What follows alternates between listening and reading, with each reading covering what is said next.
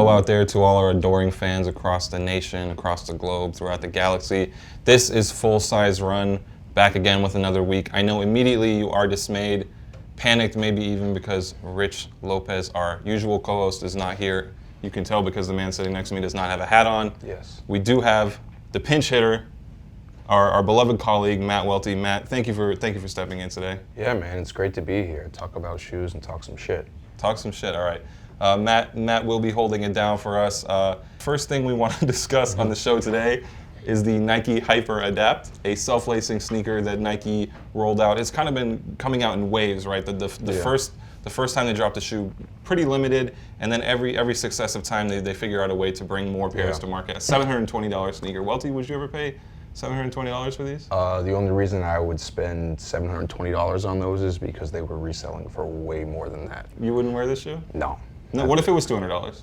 It's still just like, it's cool, and I get it, but it's a no for me because I'm just not interested in wearing the sneaker. I don't think it has anything to do with like the fact that it's whack or anything. It's just like me personally, it's like I can't picture myself wearing it.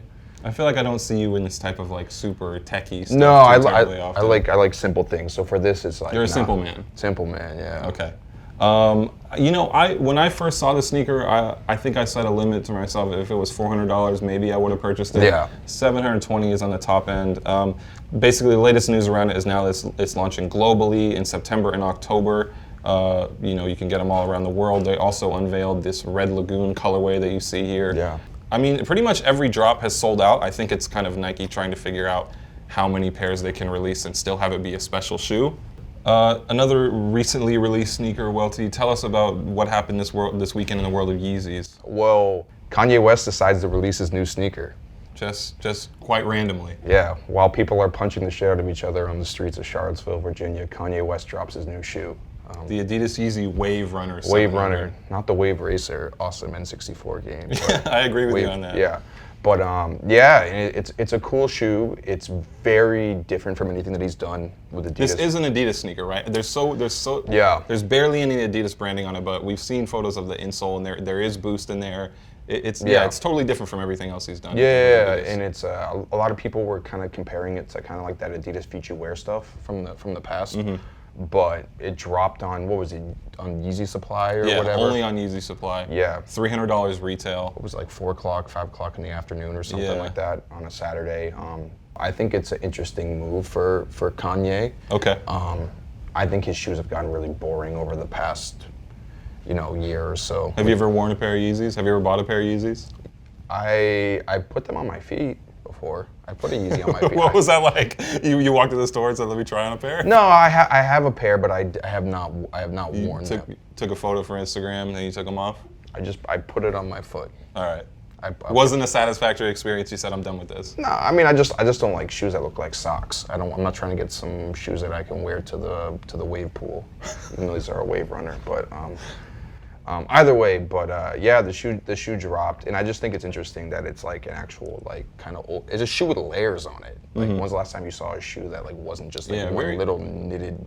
Very chunky, very kind of 90s runner. Like you mentioned, people are comparing it to a lot of archival Adidas silhouettes, and when Kanye West himself has been wearing these for a number of months now, and when he first emerged wearing the shoes, people were trying to figure out, is this a retro model that we don't recognize or something? Some people said it was a Balenciaga shoe. Right. Yes. What else is happening in the world of sneakers? LeBron James, back in the news. He apparently has a comedy show in the works with HBO, a half-hour thing, or I don't know how hands-on LeBron James is going to be with it, but it's through Spring Hill Entertainment, which is his venture with his business partner Maverick Carter. Yep. It's going to be based on an up-and-coming sneaker store in LA, and that's pretty much all we know. Welty, You're suggesting that you're not thrilled about this. I mean, I don't know. I think it's all right. I mean, I don't know. I worked in sneaker stores for a long time, so to me, I don't know. You're skeptical? Yeah. I'm interested to see. Obviously, LeBron James is a Nike guy, is a lifetime Nike athlete. I mean, how do you make this? This can't come off as a Nike commercial, but it's like since LeBron James is involved, he's billed as a producer according to Deadline, who first put the report out. to what extent will there be non-Nike products in the show? You know, because you can't only have Nikes in like a sneaker store show. Like, it's just like, what are you gonna say? Like, working at a sneaker store, there's like shit that happens, and a lot of it happens is like really mundane. It seems like they're like trying to pander to sneaker culture a little too much. I don't know. I mean, I guess I trust LeBron James when it comes to sneakers because he's so involved with that. So I'm gonna reserve judgment at this point. But you know, hopefully. I like sneakers. I don't want to see a show on a sneaker store. You don't want to be thinking about sneakers all the time. No.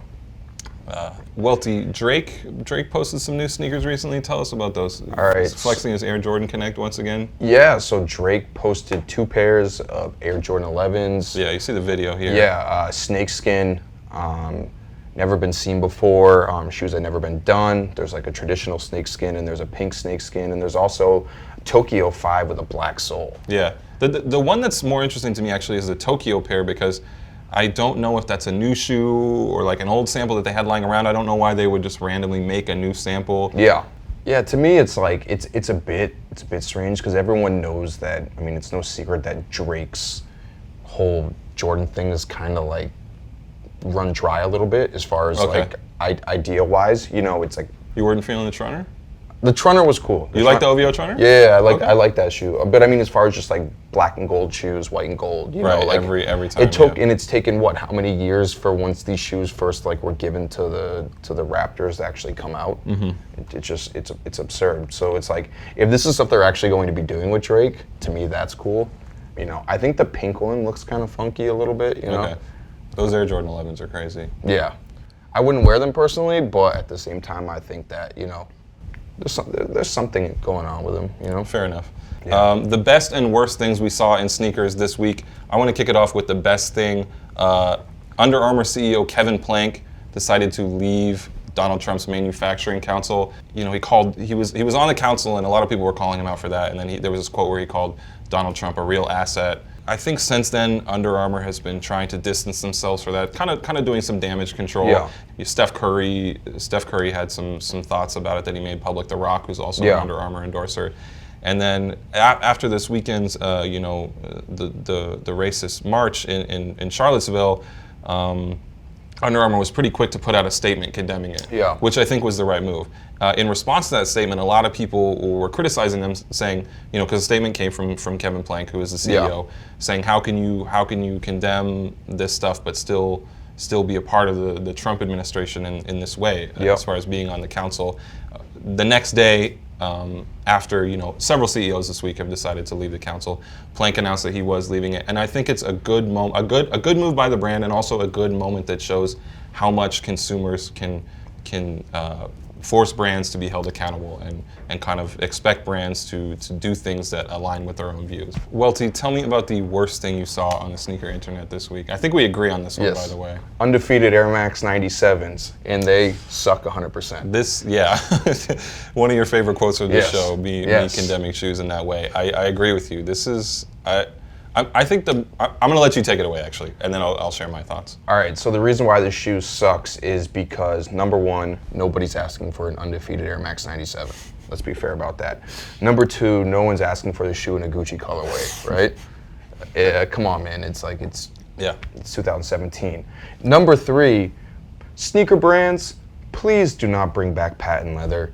It is not 2006 anymore. I have too many of those shoes that I don't want to wear anymore because I'm 31 years old.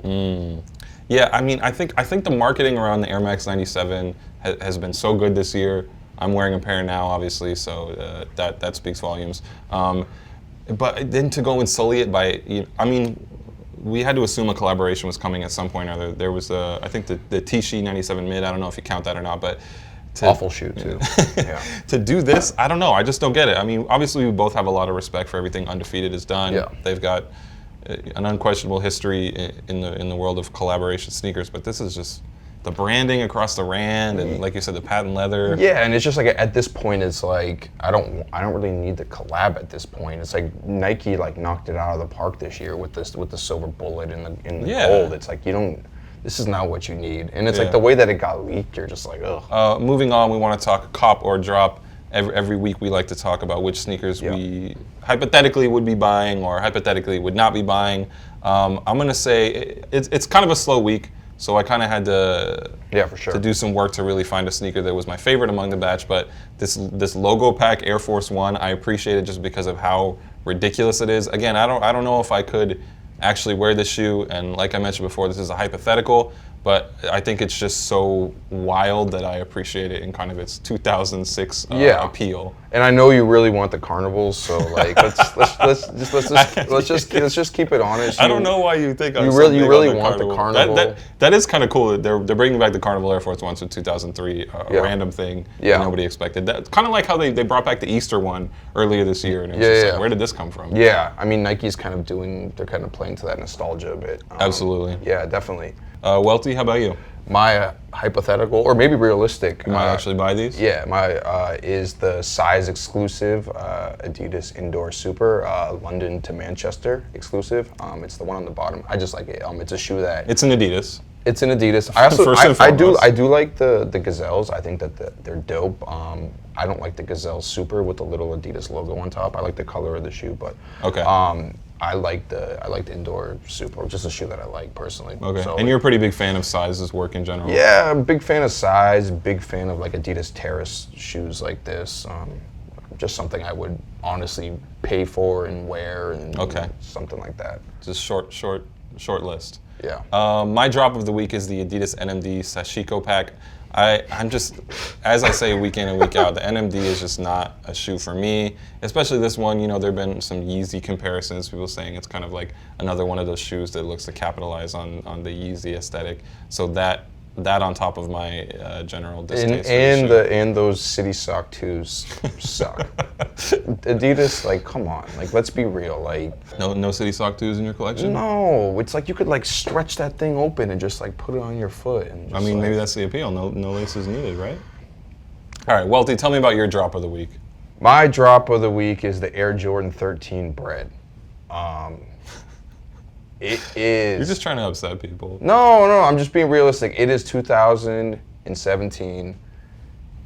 I don't like sock shoes, but I also don't want big, bulky, high tops. What do you want? You just want Adidas Terrace. Yeah, I want a New Balance 997. I don't know. I just want like shoes that I can actually wear. I've never been a fan of Air Jordans, anyways. A lot of people are going to say that these are hot. I don't think as many people who said that these are hot are actually going to go out and buy them. I will put money on that. Okay, so you will not be there on Saturday. You will not be spending $190 on this. No, I mean there are people who are going to buy it, like regardless. Like that's going to happen. But for me, it's like, sorry, Marco. All right, we want to move on to the mailbag before we bring our guest on. We did take a couple questions on social media. Every week, 13 Devon on Twitter asks, what's the impact of the huge gap between the first leak and the release date for the off-white Nike stuff? You know, I think Virgil's impact is so big, and I think that there are so many shoes that, you know, it's people haven't grown tired of this stuff, and I think that the hype for it just keeps building. No, for sure. And I mean, you saw last night A$AP Rocky was wearing the off-white Prestos. I think a lot of people are hyped on that. I think you got the Air Jordan 1s. Yeah. Those are gonna be hype regardless. Yeah. Like let's be realistic. That's probably gonna end up being like a top 5 sneaker of the year or whatever. You know what I mean? Bet. People are still gonna buy those shoes. So regardless, but I think the 1 and Presto are those are the best shoes in the pack. Let's be real. All right. We have Heat Pursuit on Twitter, Heat_Pursuit. Don't want to omit the underscore. He says, name your most cringe-inducing sneaker moment. Welty, I think your story here takes the cake. Okay, so this is when you were working in sneaker retail, right? Yeah, I was working at Foot Locker. I think the year was 2008, and the Jordan True Flights, aka the fake Jordan 7s, had come out. A sneaker that I still see everywhere. Yeah, I think they re-released them a few years later. But either way, they came out, and this high school kid came in. It's about 2 days before Valentine's Day, so he's buying matching shoes for him and his girlfriend at the time, right? Or not just matching shoes, but matching Jordan True Flights. Yes, matching Jordan True Flights. And story is that he came back 2 days after Valentine's Day and returned the shoes. I felt so fucking bad for the kid.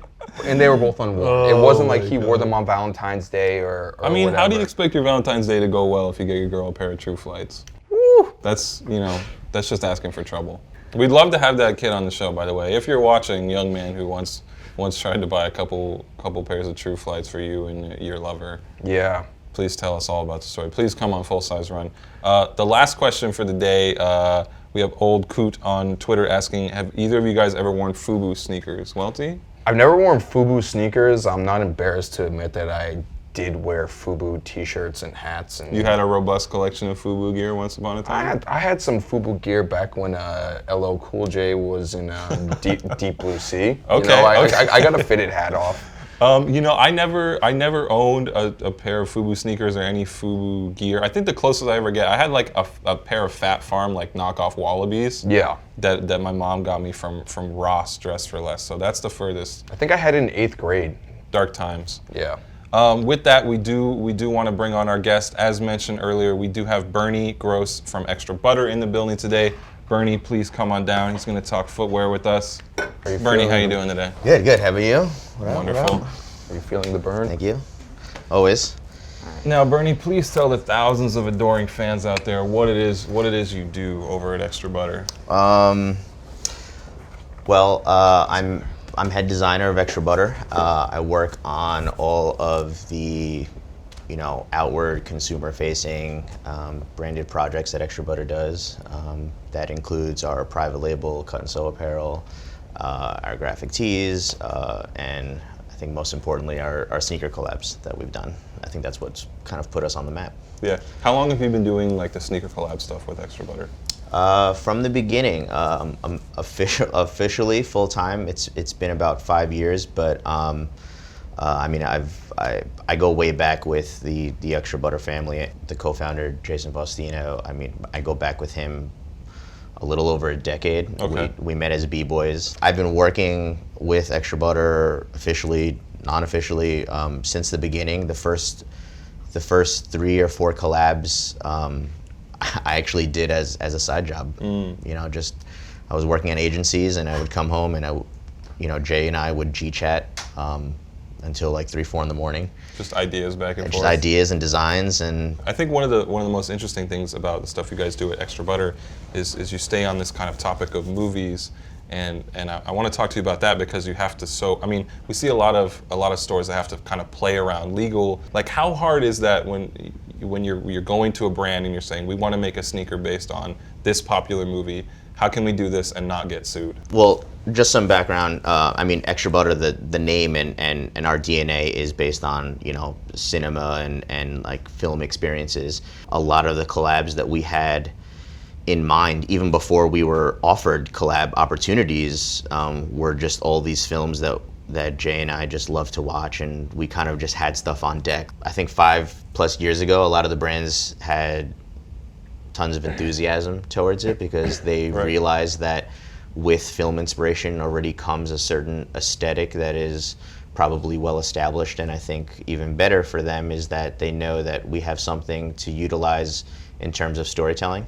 But over the years, we've realized that it's also become a headache because with doing something that is a part of someone else's intellectual property comes the whole legal issue. Right. And so brands are a little more cautious now, and they say, okay, how exactly do you want to design it, and how exactly do you want to tell the story without telling the story? I think in the past there have been plenty of sneaker designs that I'm sure we've seen leaked samples or stuff that was supposed to go to market and then it was pulled back. And I think the brands kind of trust Extra Butter into vetting these things out before we bring it to the table.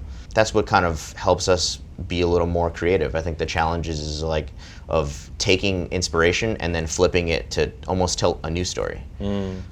Something that still fits a certain aesthetic or a certain theme, and then kind of reposition it so that it shows the Extra Butter's point of view and not the original movie. What's the scariest it's gotten as far as the legal issues? Have film studios or people threatened to sue you?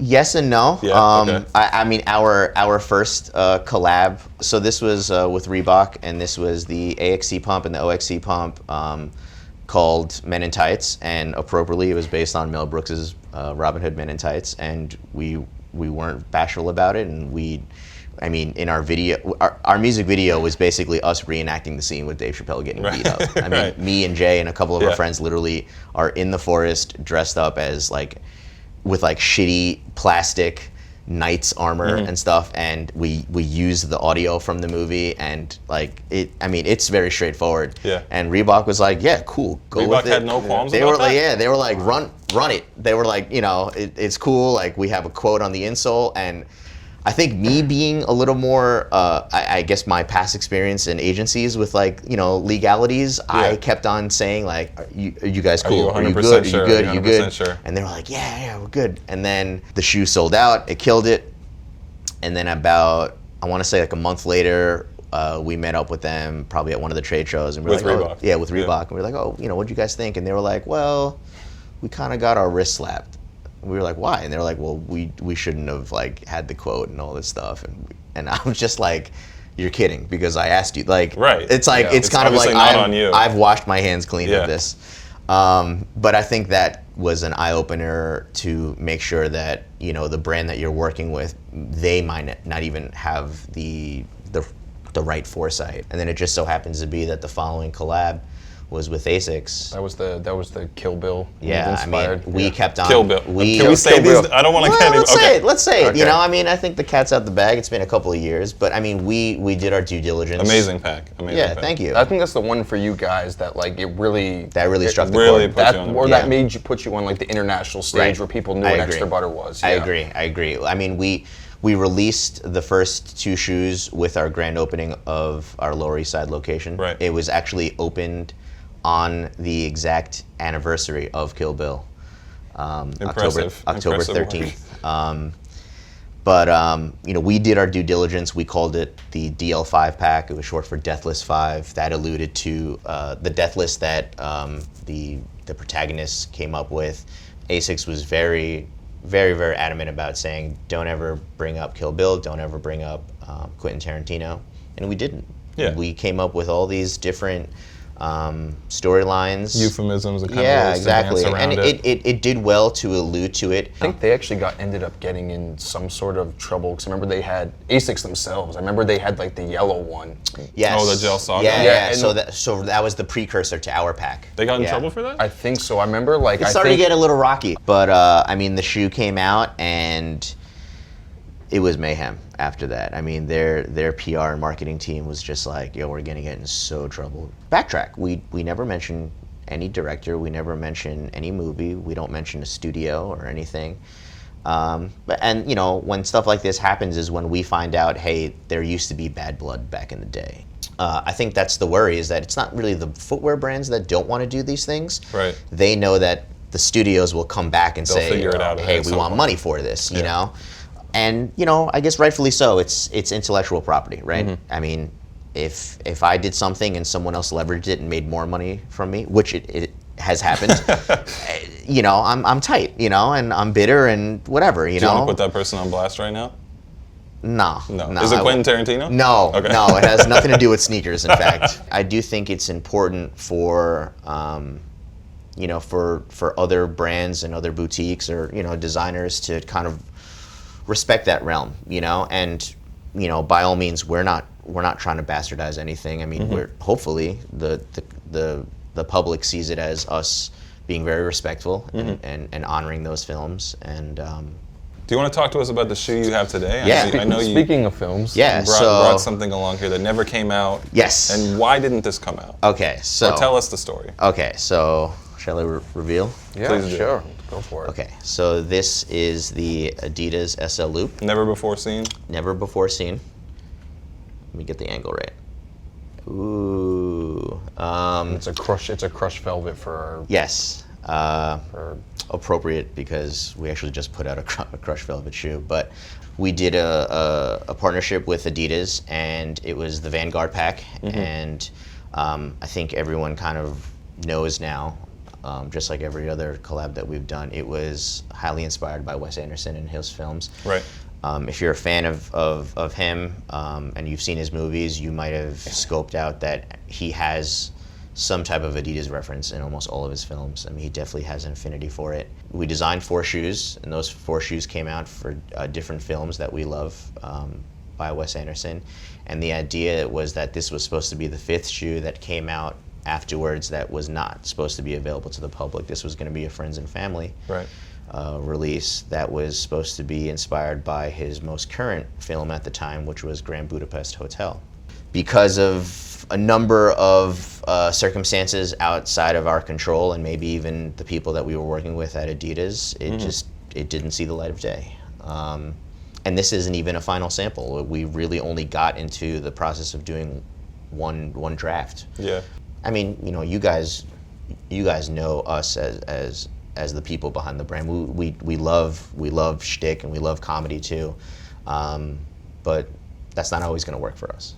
And I mean, this was a bummer. It sucked. But again, this is the reason why it's important for us to be able to talk about these things and kind of shed light on this is just part of the business. Do you want to talk, or are you able to talk about other things that happened with that collaboration, or is that part? No, I mean you know, we can only discuss so much publicly. Yeah. I mean, it's you know, I think people were confused of you know how much involvement there was creatively for us because of the wording, you know, the way it hit the market, you know, presented by Extra Butter versus like Adidas X Extra Butter. That X is important. The X is important, and you know who.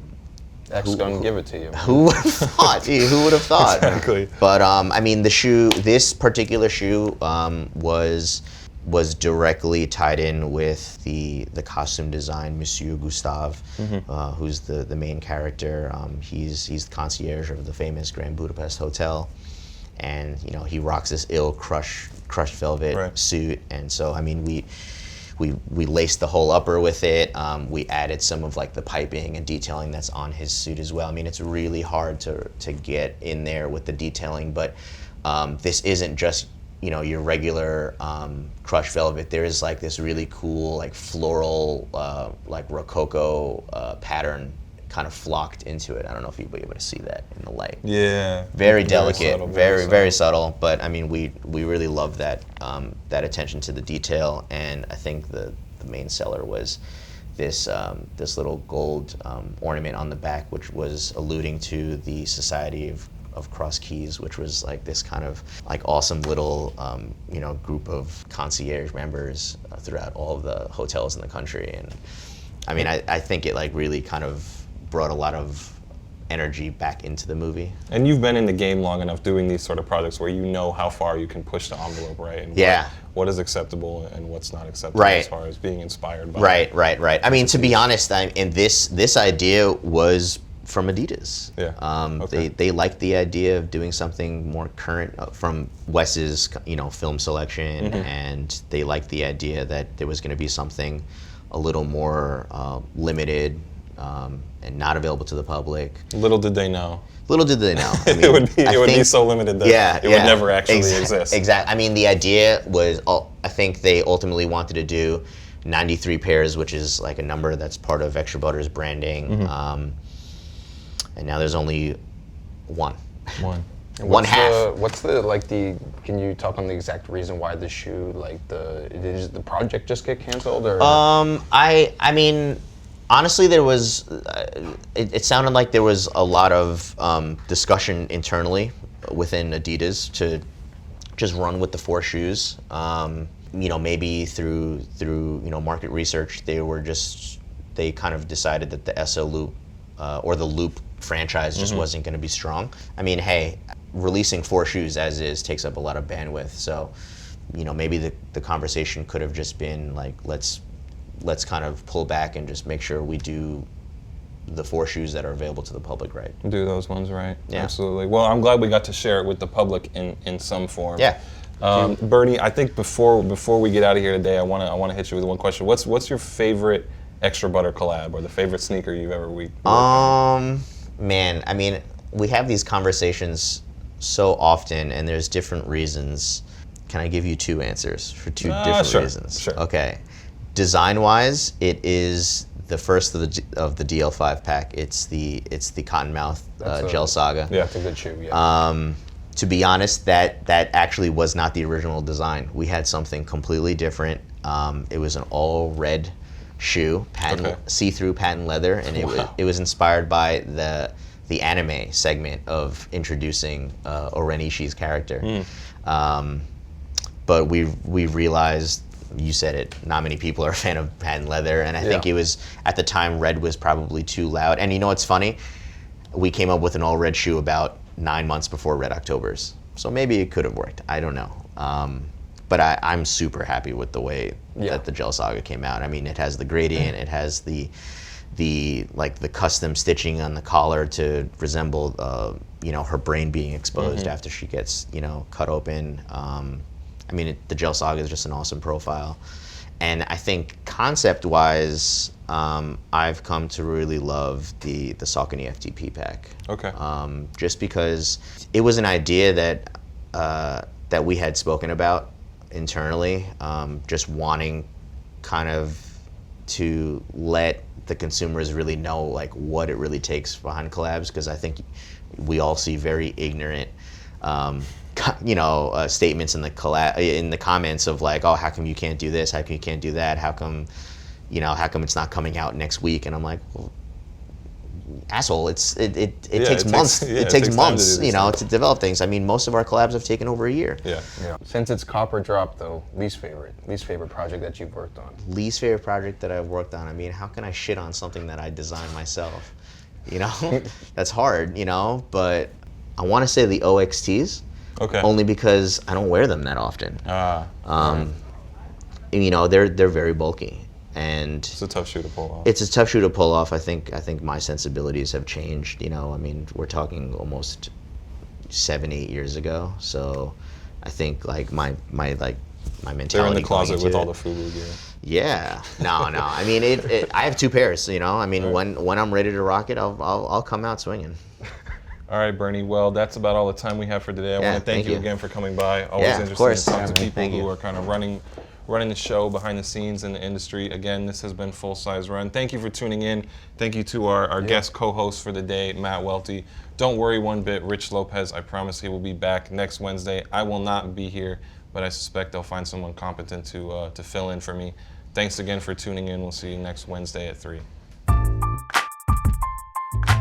What up, everyone? I'm Rich Mays Lopez. And I'm Brendan Dunn from Soul Collector, asking you to please subscribe to our YouTube page. Why would anyone want to subscribe to Soul Collector's YouTube page? Listen, man. We have hot takes. Okay. We have sneaker release day info. Okay. We have release roundup. Okay. I like to think we have it all. We do have it all. We got to get this page popping. Do we have any info on Big Baller Brand? Always. Sold. Subscribe to Soul Collector on YouTube.